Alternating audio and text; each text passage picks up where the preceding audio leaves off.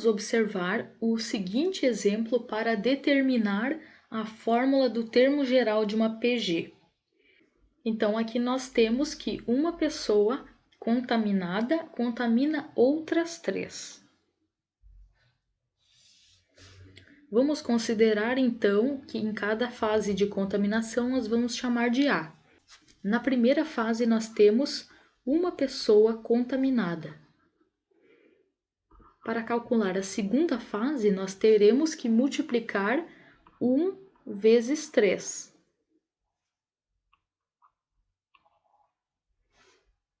Na terceira fase, nós vamos ter que multiplicar a fase anterior, que era 1 vezes 3, por 3 novamente.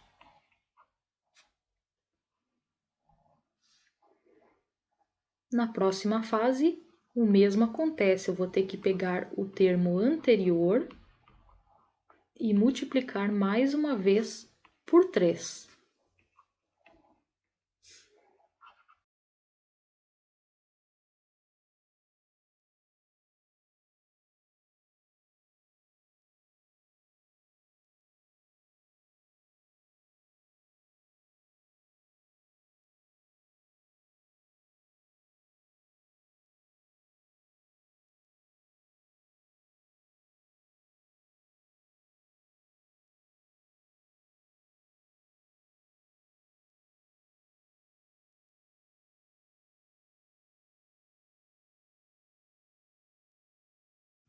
Aqui estão as 10 fases de contaminação, considerando que uma pessoa contamina 3.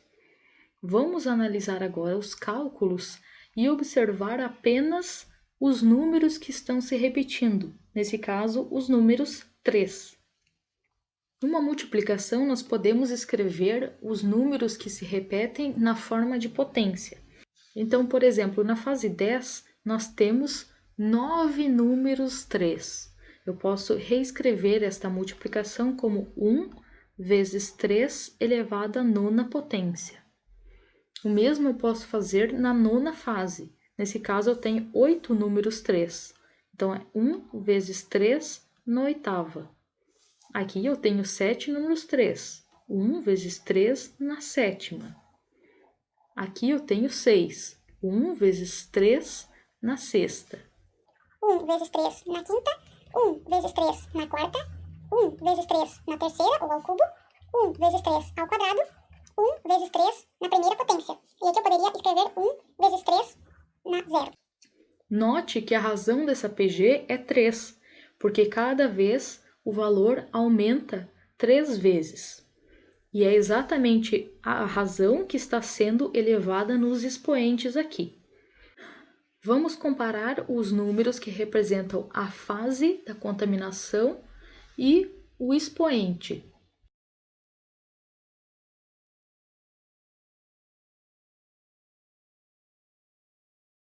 O que nós podemos observar é que o expoente é sempre uma unidade menor do que o número de termos da minha PG. O nosso número 1 representa o primeiro termo. Então, vamos agora generalizar esta PG. Vamos escrever AN como sendo um termo geral, um termo qualquer da PG. O primeiro termo, que é o número 1, sempre foi multiplicado pela razão, que era 3. E o expoente que essa razão tinha era sempre 1 a menos. Então, acabamos de descobrir qual é a fórmula do termo geral de uma PG. É o enésimo termo, o AN, o primeiro termo multiplicado pela razão. Essa razão sempre estará elevada a um expoente sempre uma unidade menor do que o termo a que se refere. Então, se eu estiver falando do quarto termo, o expoente da razão será o 3. Se eu estiver falando do oitavo termo, o expoente da razão será o 7. Se representarmos cada fase de contaminação por A, teremos a sequência A1, A2, A3, A4, sendo A1 igual a 1, A2 igual a 3, A3 igual a 9, A4 igual a 27 e assim por diante. Analisando essa sequência que foi apresentada a partir da figura, Então, quantas pessoas seriam contaminadas na fase 23? Para determinar isso, nós vamos utilizar a fórmula do termo geral que nós descobrimos anteriormente. Vamos fazer uma lista das informações que nós temos. Nós sabemos que o primeiro termo vale 1. A pergunta quer saber o A23. Se queremos calcular o A23, isso indica que o número de termos é 23. Nós sabemos, pelo exemplo, que a razão é 3, porque uma pessoa contamina 3, e assim por diante. Então, agora colocamos na fórmula. A23 igual o primeiro termo, que é 1, vezes a razão, que é 3, elevado no 23 menos 1. A23 igual a 1 vezes 3 elevado na 22. Com o auxílio de uma calculadora, nós calculamos quanto é 3 elevado na 22. Nesse caso, dá 31 bilhões, 381 milhões, 59.609. Multiplicado por 1 dá exatamente a mesma coisa. Determine o quinto termo de uma PG, onde o primeiro termo é 3 e a razão é 7. Então, nós podemos também utilizar a fórmula do termo geral. Nós sabemos que o primeiro termo é 3 e a razão é 7. Como quer saber o quinto termo, o N vale 5.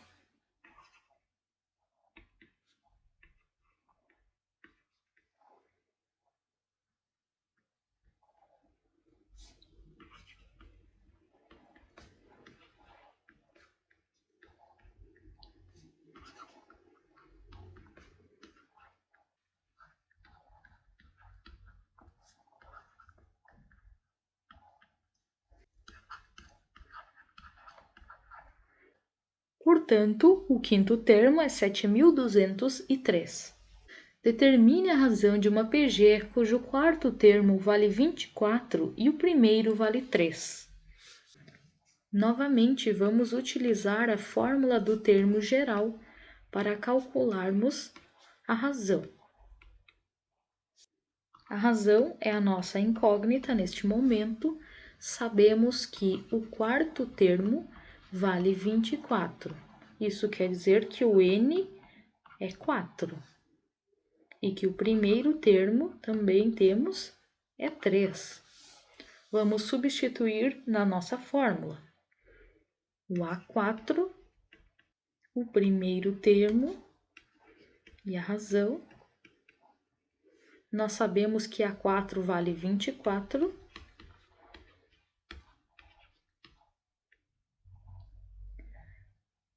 Esse 3 que está multiplicando a razão vai passar dividindo o 24. Então, vamos ficar com Q ao cubo igual a 24 dividido por 3.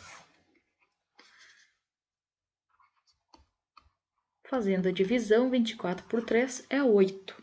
Agora, nós vamos fazer a operação inversa da potência ao cubo, que nesse caso é a raiz ao cubo. Então, vamos aplicar raiz cúbica nos dois lados da igualdade. Vamos ficar com raiz cúbica de 8. Nós podemos fatorar o número 8 para calcular. Note que um número que elevado ao cubo dá 8 é o número 2.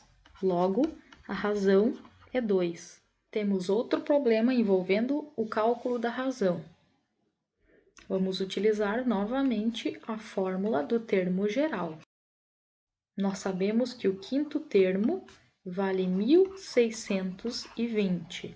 Daí, nós tiramos que o N vale 5. O primeiro termo vale 20. E a razão é o que nós queremos descobrir. Substituímos, então, A5 igual o primeiro termo, que é 20, vezes a razão 5 menos 1. Nós sabemos que o A5 é 1620. Passamos o 20 que está multiplicando a razão, dividindo 1620.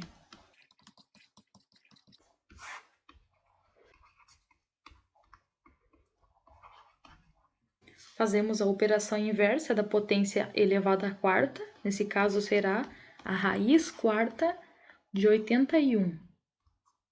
Podemos fatorar, então, para descobrir que número que foi elevado na quarta potência e que deu 81. Nesse caso, foi o 3. Então, a razão é 3.